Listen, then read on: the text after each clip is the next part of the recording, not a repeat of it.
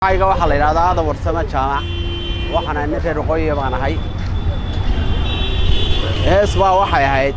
cudurka ka gala fartaha hadii laga gubo tameer dawada lama gaadhay dawada hadii meel aanay jirin laga raadiyo dhibteeda ay leedahay waa garataan malanaya Jubaland iyo Puntland aad sheegaysaa waa laba beelood oo walaala la runba loo baahay xaqiiqada loo baahay kuwaasina waa ogaadeen kuwanina waa ma jeerteen waa kabla lax wax kala ku jira meesh dadkii dhulkan iska lahaa Jubaland la yiraahdo waa dulmay sida dadka waalka loo ka tarbisha loogu dul socdo nin ka soo duulay bahalkii meesha la dhagax buur ka soo duulay baa haysta Kismaayo oo shaqo ku lahayd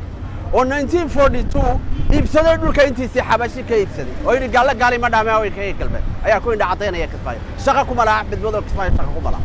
dulmi buu ku joogay go waxa way wadanka taaya 60kii bogu ka raray laba beelood baa isku haysta labada beelood waxa wanaagsan in laga gudbo oo madaxweyne jareer weyna la soo boqro oo ra'iisul wasaare reer xamar la soo boqro oo wasiirka arrimaha dibadda oo bahalkiya eelaya la soo boqro waa muhiim ila dadka xaqooda meel la iska saaro oo dadka reer xamarka ee magaalada 3,000 sano aas ka hor aasaaseen nin ka soo duulay bahashi uu ku dul haysto iyagii laga dhigay fiishka la cusiyay ila xaqa bini aadanka sida uu yahay hoos loogu noqdo adeer nabar hoosta ka busho dusha laga dhayaya waxba ma taray hal keeno madaxweyne jareer weynaha la soo boqo ama madaxweyne tumaala hal keeno ama madaxweyne reer xamar hal keeno labadan beelood ee taay 60kii wadanka ku indha cadeynaya kursiga dambe ha fadhiisto waa hadii xal la doonayo way hadii kala soo maaha wariga sidaas aad oranaysaa Puntland maxay ku qaldantay iyo Jubaland maxay ku qaldantay kuwii shalay madaxweynayaasha manin madaxweyne soo maray waxa looga baahan yahay inuu noqdo dictionary inuu noqdo kursiga dambe intuu fadhiisto ila halkaas khaldan nin markuu xukunka haystay ba tuur lahaa ba hadana doonaya maanta le waxaan wallahi waanu saarnaa wallahi waxbaanu burburinayna ayaa laga garma wax burburin baa lagu jiray miyaan maalin wax la dhisay maalin kaliya miyaanu alaysa minkum rajulun rashid ninkii loo leeyahay nabi ilaahi luut markay yiraahdeen malaa'igtan wax ka raadinayna nimankii reer luut wuxuu ku yiri alaysa minkum rajulun rashid warta iyo 60kii iyagoo laba garaf u kala fadhiyo koonfurta nuunim oo garabna uu hogaaminayo Cabdirasaaq Xaaji Xuseen oo daarooda garabna uu hogaaminayo ninka la yiraahdo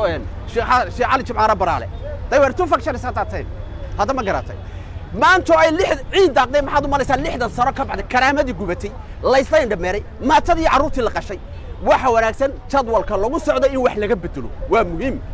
in beelahan 4 sanadood ummadda ka dhigtay bahalkii in laga bedelo kursiga oo la soo saaro dad cusub oo wadanka xuquuq iyo sharaf ku leh nin teeda kale dadkan ka soo yaacay qurbaha ka soo yaacay ee baasaboorada ajnabiga wada wata ee haba yaraatay aan dalkan wax dana ka lahayn ha laga joojiyo kuwa masaakiinta ku hoos dhintay guriga ku dumeen haloo wadanka xuquuqiisa loo dhiib